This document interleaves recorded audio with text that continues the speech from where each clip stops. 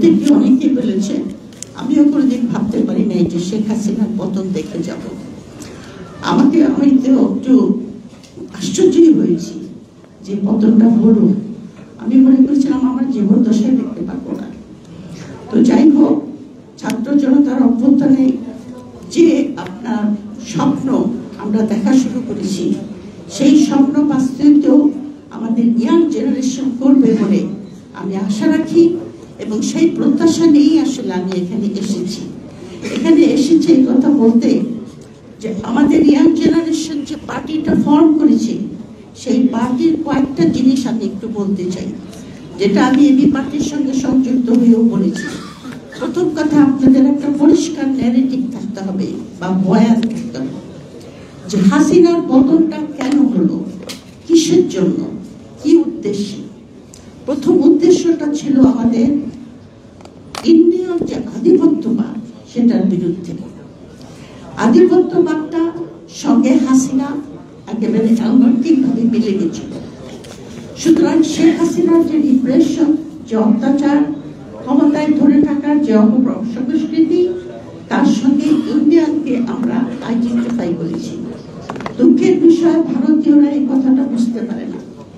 ভারতীয়রা মনে করে যে আমরা অন্যায়ভাবে অ্যান্টি ইন্ডিয়ান হয়েছি, কিন্তু আসলে তারা যে 15 বছর যাবৎ একজন ফ্যাসিস্টকে ক্ষমতায় রাখার সাহায্য করেছে, সেটাই বাংলাদেশের জনগণের মনকে ফিরিয়ে দিয়েছে। আমরা ভারতের সঙ্গে বন্ধুত্বপূর্ণ সম্পর্ক চাই, যে সম্পর্ক মিউচুয়াল বেনিফিট, মিউচুয়াল রেসপেক্ট এবং মিউচুয়াল বন্ধুত্বের ভিত্তিতে হবে। এই অভ্যুত্থানের আরেকটা আকাঙ্ক্ষা, সেটা ছিল যে আমাদের যে পচা গলা রাজনীতি, যে পলিটিক্যাল অ্যারেঞ্জমেন্ট, যে পলিটিক্স, সেটাকে আমরা নতুন করে করব, নতুন বাংলাদেশের স্বপ্ন।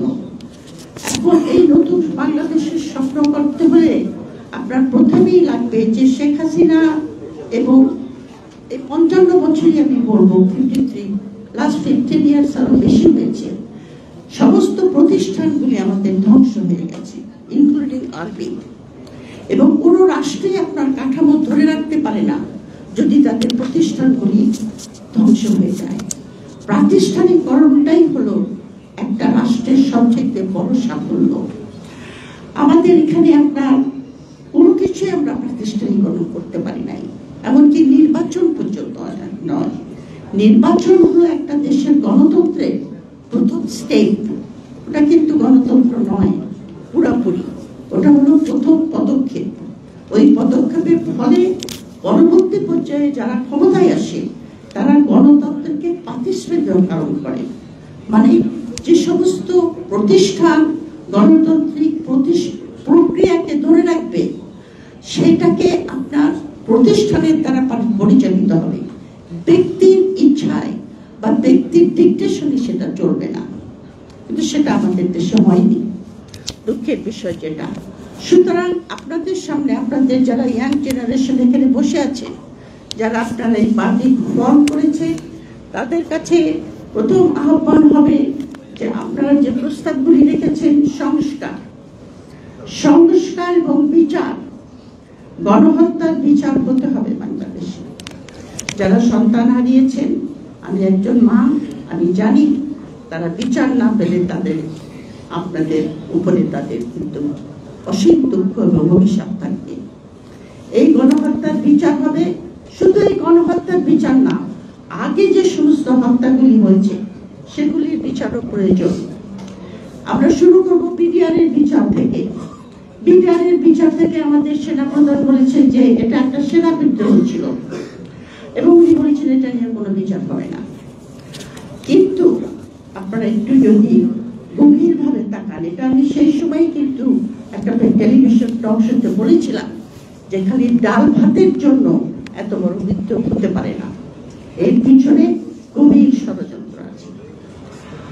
খুব রিসেন্টলি একটা বই বেরিয়েছে, অবিনাশ পালওয়াল, উনি আপনার লন্ডন ইউনিভার্সিটিতে সাউথ এশিয়ান স্টাডিজের উনি প্রফেসর। ওনার বইটার আপনার 10 নম্বর চ্যাপ্টারটা আমি আপনাদেরকে পড়তে বলবো। সেখানে আপনার উনি বিডিআর হত্যা কিরকম, কেমন ভাবে ইন্ডিয়ান ইনভলভমেন্ট এখানে ছিল, তার একটা ভিভিড আপনার পিকচার দিয়েছে এবং একথাও বলেছেন যে শেখ হাসিনার যদি কোনো রকম ইয়ে হতো, থ্রেট হতো, তাহলে ইন্ডিয়াটা এখানে আর্মি ঢুকে পড়তো।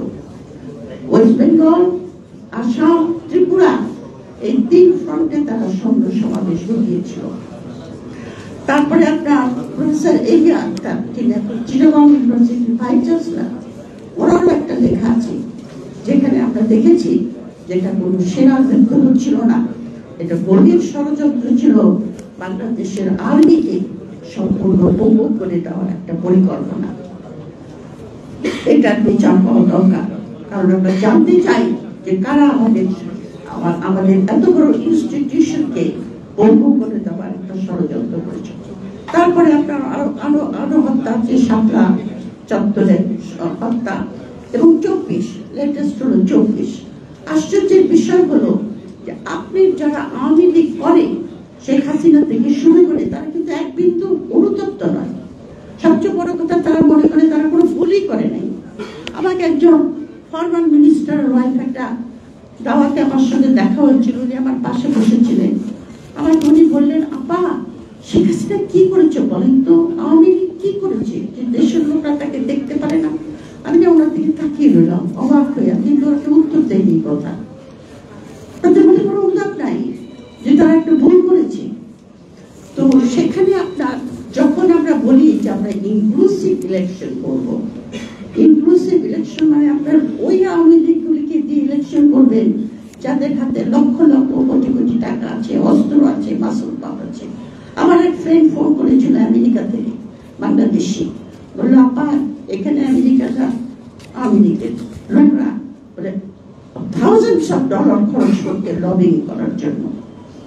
তো সুতরাং আমরা যারা অভ্যুত্থানে যেখানে আমরা অংশ নিয়েছি, আমাদের খুব কেয়ারফুল থাকতে হবে, খুব সতর্ক থাকতে হবে।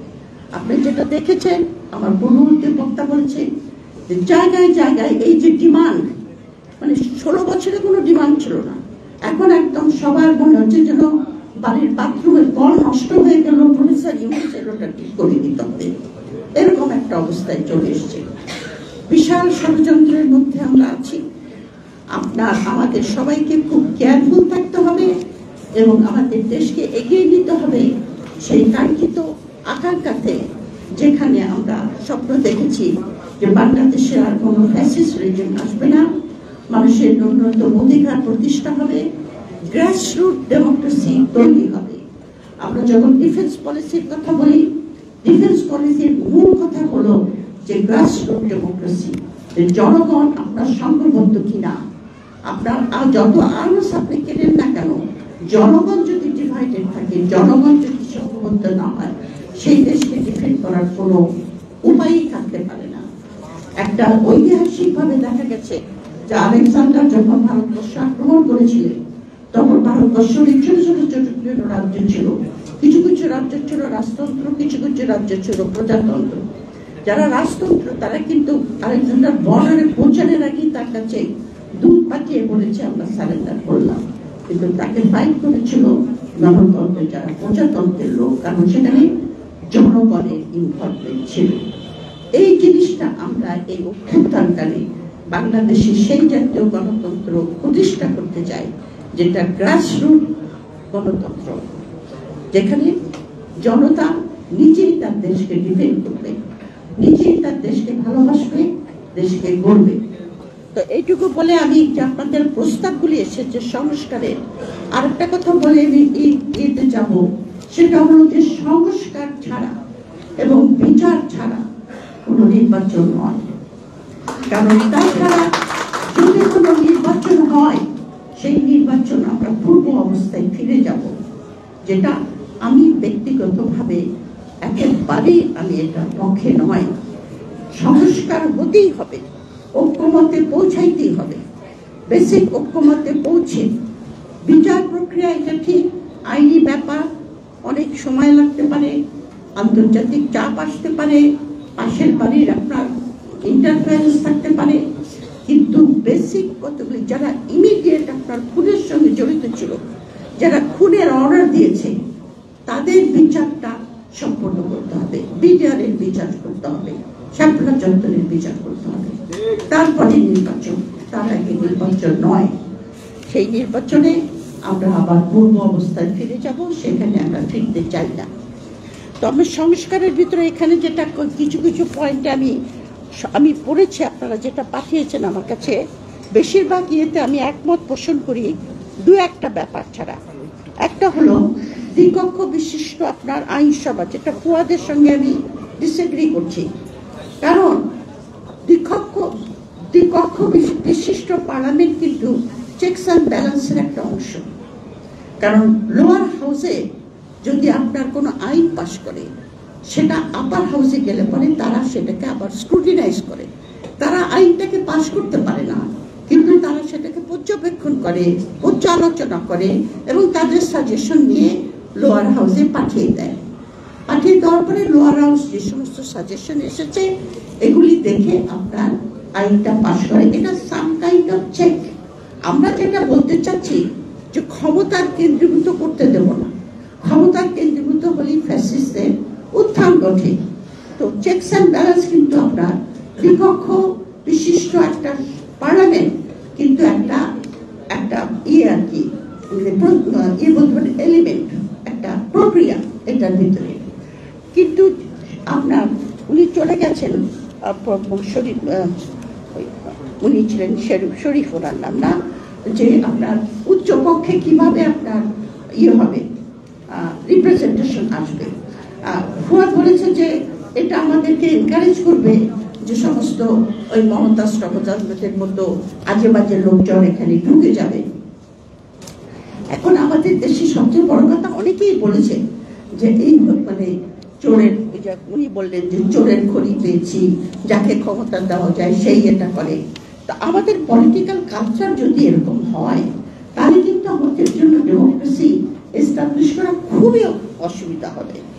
আপনার বিশেষ করে আপনি যদি পার্লামেন্টারি ফর্ম অফ গভর্নমেন্টের কথা বলেন, পার্লামেন্টারি ফর্ম অফ গভর্নমেন্ট কিন্তু আপনার বেশিরভাগই চলে নর্মস এবং কনভেনশন দ্বারা।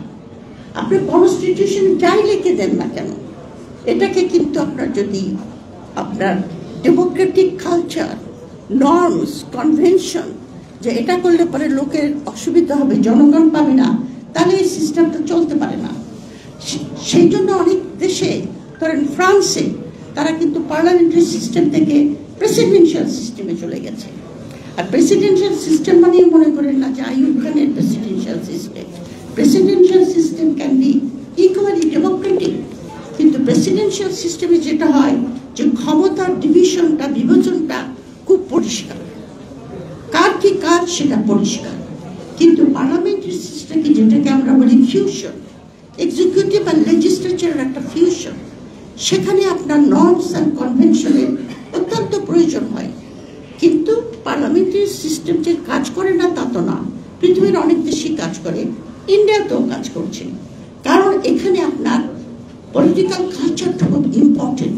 সেটা না হলে পার্লামেন্টারি সিস্টেমকে কাজ করা খুবই মুশকিল হয়ে যায়।